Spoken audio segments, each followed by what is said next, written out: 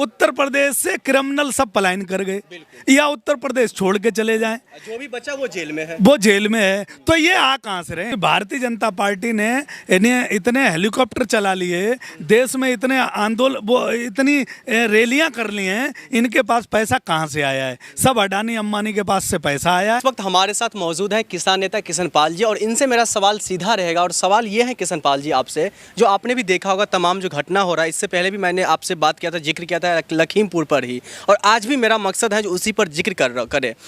इसीलिए जिक्र कर रहा हूँ, जो आपने देखा होगा जो अजय मिश्रा का जो बेटा है आशीष मिश्रा, अब उसके साथ और उस पर कहीं ना कहीं वो जो कार्रवाई आप लोग जो चाहते थे कहीं ना कहीं वही हुआ है। अब तो आप लोग खुश होंगे। क्या हुआ?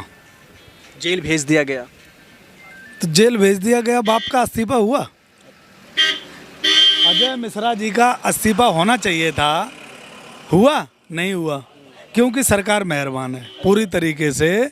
जो हमारे जो प्रधानमंत्री जी हैं वो, और बाबा योगी आदित्यनाथ जी, और उसकी कल भी जब पुलिस लेके गई तो ऐसे दोस्तों की तरह उसके कंधे पे हाथ रख के लेके गई जैसे उनके मेहमान हो, मेहमान नवाजी करती हो।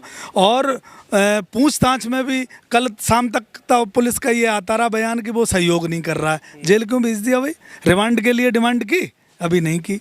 तो उसके साथ कहीं ना कहीं सरकार जो है सॉफ्ट कॉर्नर बरत रही है, जबकि आरोपी आरोपी होता है, कोई राजनीतिक दल का नहीं होता, किसी पार्टी का नहीं होता है, और वो तो अन्नदाता को कुचलने वाला है, राष्ट्रभक्तों को कुचलने वाला है, हमारे देश के जो किसान हैं उनको कुचलने वाला है। और किसान अपने हक की लड़ाई लड़ रहा था, किसान को कहीं बॉर्डर पे नहीं मारा है उसने, ना कोई बहुत बड़ी 56 इंच की छाती करके पीछे से गाड़ी लेके आया और किसानों को ऊपर चढ़ा दिया। ये मर्दांगिनी नहीं है।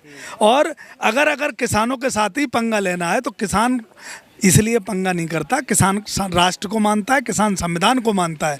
मैं आपको बार बार समझाना चाहता हूं कि किसान कहीं भी दंगा करना नहीं चाहता, अपने अधिकार जो संविधान में मिले हुए हैं उसको यूज कर रहा है और सरकार से मांग कर रहा है काले कानून खत्म हो। आपने कहा जो भी हमारे मांग है वो सिर्फ हम अपना मांग कर रहे हैं, लेकिन एक चीज़ ये देखने वाली बात है, आपने कहा अभी भी हम संतुष्ट नहीं है जब तक कि जो गृह राज्य मंत्री हैं उनका इस्तीफा न दे दे। वो जब तक इस्तीफा न दे दे तब तक हम खुश नहीं होंगे, यही आप कह रहे हैं? मैं ये भी कह रहा हूं कि गृह राज्य मंत्री के साथ साथ वो ये कह रहे हैं कि उसके बाद भी हम कुछ हैं। तो सबसे पहले हमारे बाबा योगी आदित्यनाथ जी उत्तर प्रदेश के मुख्यमंत्री हैं कि अगर वो अपने बाहुबली बताता है, अपने आप को गुंडा बताता है, अपने आप को बहुत बड़ा, अगर अपने आप को टेररिस्ट समझता है, तो उसके ऊपर बिल्डोजर चलना चाहिए। जिस तरीके से बाबा योगी आदित्यनाथ जी का बिल्डोजर उत्तर प्रदेश में घूमता रहा और निर्दोष लोगों का, किसान लोगों का और विपक्षियों का वो बिल्डोजर हमला करता रहा, अब योगी आदित्यनाथ जी क्यों डर रहे हैं? अपने ही मंत्री जो खुद कह रहा है कि मैं बहुत बड़ा गुंडा हूँ, बहुत बड़ा बाहुबली हूँ, वो योगी आदित्यनाथ जी का बिल्डोजर उसके ऊपर क्यों नहीं चल रहा है? हम कोई और तो नहीं कह रहा, वो खुद कह रहा है कि मैं राजनीति के अलावा, सांसद होने के अलावा मैं और भी कुछ हूँ, मंत्री के अलावा भी कुछ हूँ। क्या है वो देश जानना चाहता है। और अगर वो बाहुबली और गुंडा है तो गुंडों को तो ख़त्म कर दिया, या यूँ कहें कि भारतीय जनता पार्टी में भर्ती कर लिया। अगर भारतीय जनता पार्टी में बाबा योगी आदित्यनाथ जी गुंडों को भर्ती कर लेते हैं तो बाबा योगी आदित्यनाथ जी ये माने कि भारतीय जनता पार्टी गुंडों की पार्टी है, क्योंकि गुंडा देश से सफाया हो गए तो वो देश से बाहर तो एक भी गया नहीं, कोई ऐसा रिकॉर्ड आया नहीं अभी तक, वो सब भारतीय जनता पार्टी में गए हैं। आपने शुरू में कहा था जो भी मतलब जो आशीष मिश्रा है उसके साथ उस तरीके से मतलब व्यवहार नहीं किया गया है जैसे एक आरोपी के साथ किया जाता है, तो ये भेदभाव क्यों हो रहा है? भेदभाव इसलिए हो रहा है कि सरकार उसी मानसिकता की है। बाबा योगी आदित्यनाथ पे खुद संगीन आरोप है, इनके जितने विधायक हैं उनका रिकॉर्ड निकाल लो। ये क्रिमिनलों की सरकार है, ये आतंकवादी मानसिकता की सरकार है, ये हमेशा मारो काटो। जय श्री राम क्या है? हम लोग राम राम बोलते हैं, वो जय श्री राम बोलते हैं। जय श्री राम क्या है? भगवान हनुमान जी जब कहीं हमला करते थे या किसी पे अटैक करते थे या लंका पे उनको चढ़ाई करनी थी तो वो उद्घोष करते थे जय श्री राम का। तो ये वही मानसिकता है, ये जय राम से प्यार नहीं है जो उद्घोष है किसी पे हमला करने का। तो इनका ये उद्घोष है, ये देश की बेटियों पे हमला कर रहे हैं, देश के किसानों पे हमला कर रहे हैं, देश के व्यापारियों पे हमला कर रहे हैं और देश के संविधान पे हमला कर रहे हैं। ये आपने एक बहुत बड़ा आरोप लगाया है और आप ये कह रहे हैं जो वो देश के बेटियों पर भी वो अत्याचार कर रहे हैं, कैसे कर रहे हैं? इसीलिए मैं ये सवाल कर रहा हूँ क्योंकि वो तो बताते हैं सबसे ज़्यादा महफूज तो हम रख रहे हैं अपने प्रदेश में। जितनी सरकार जुल्मी है और इस सरकार पर जितना बड़ा आरोप सरकार पे लगा हुआ है उतना ही तुम मीडिया वालों पे भी लगा हुआ है। क्या है बता ही दीजिए आप। इसलिए लगा हुआ है कि बेटियां आज चाहे वो तुम्हारे हाथरस की बेटी हो, आजमगढ़ की बेटी हो, बुलंदशहर की बेटी हो, तुम्हारे ये शामली की बेटी हो, बागपत की बेटी हो, आज दिन तक मीडिया ने उनकी आवाज़ नहीं उठाई। बेटियां जला दी गई, बेटियां मार दी गई, बेटियों की FIR दर्ज नहीं होती है और मीडिया भी डरती है उनकी खबरें दिखाने से। क्यों डरती है भाई? किशन पाल जी, मैं आपको एक चीज़ बता दूं, आपने मीडिया पे भी सवाल किया, इसलिए मैं आपको एक चीज़ बताना चाहता हूं।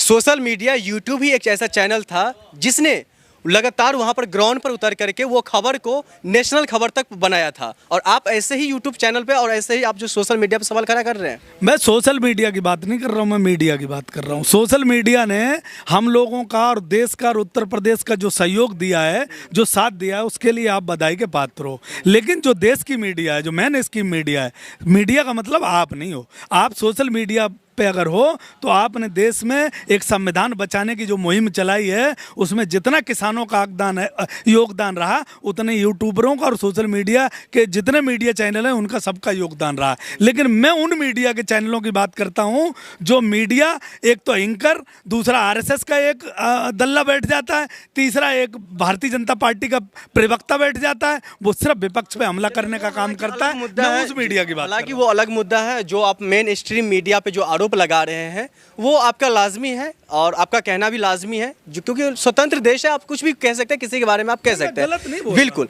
लेकिन सवाल यहाँ पर ये खड़ा हो रहा है, जो आप लोग अभी भी असंतुष्ट हैं, संतुष्ट नहीं है ये कार्रवाई को लेकर के, कब आप संतुष्ट हो जाएंगे लखीमपुर खीरी को लेकर के? मैं यार एक बात मुझे बता दो कि ये कहा गया है कि उत्तर प्रदेश से क्रिमिनल सब पलायन कर गए या उत्तर प्रदेश छोड़ के चले जाएं, जो भी बचा वो जेल में है, वो जेल में है, तो ये आ कहां से रहे? और हम तो नाम ले लेके बता रहे हैं कि साहब बिल्डोजर इनके घर पे चलाओ, वो बिल्डोजर कहाँ है? दो चार का नाम बता ही दीजिए आज। नाम, अब नाम मत खुलवाओ यार। नाम, यहाँ जो धमकी देने हमें आए थे उनका ट्रैक रिकॉर्ड निकाल लो। किसान आंदोलन में जो धमकी देने आए थे, यहीं लोनी का विधायक है, उसका ट्रैक रिकॉर्ड निकाल लो। सरदना का विधायक है, उसका ट्रैक रिकॉर्ड निकाल लो। दंगा किसने करवाया था? जे जो विधायक हैं इनके रिकॉर्ड निकालो ना। इनके 126 से ज़्यादा, मतलब 70% से ज़्यादा जो विधायक हैं वो सब क्रिमिनल हैं। अच्छा किशन पाल जी, एक सवाल यहाँ पर ये भी खड़ा हो रहा है, जो देश को चलाने वाले कहीं ना कहीं किसान ही है। यदि किसान अनाज नहीं उपजाएंगे तो कहीं ना कहीं देश और भी पीछे चला जाएगा। लेकिन हालांकि जो देश को चलाने वाले पे ही इस तरीके का जो अत्याचार हो रहा है, ये कब तक होता रहेगा ये बताइए? जब तक भारतीय जनता पार्टी सत्ता में रहेगी। अच्छा। क्योंकि भारतीय जनता पार्टी ने इन्हें इतने हेलीकॉप्टर चला लिए, देश में इतने आंदोलन, वो इतनी रैलियां कर ली हैं, इनके पास पैसा कहाँ से आया है? सब अडानी अंबानी के पास से पैसा आया है, देश के उद्योगपतियों से पैसा आया है, और देश के उद्योगपतियों से ये एफिडेविट बना के आए हैं कि साहब हम किसान की ज़मीन भी आपके देंगे, आपको रेलवे भी देंगे, आपको LIC भी देंगे, आपको एयरपोर्ट भी देंगे, आपको लाल किला भी देंगे, आपको सब कुछ देश की दौलत देंगे जो पूर्वजों ने बनाई हमारे किसानों ने, और जो आगे की सरकारों ने, वो सब हम आपको देंगे। अखिलेश यादव जी ने जो यहाँ का लखनऊ में एक मॉल बनाया था, उस मॉल को बाबा योगी आदित्यनाथ चला नहीं सकते थे तो बंद कर देते। उत्तर प्रदेश की जनता की संपत्ति उद्योगपतियों को बेचने का क्या मतलब था भाई उनका?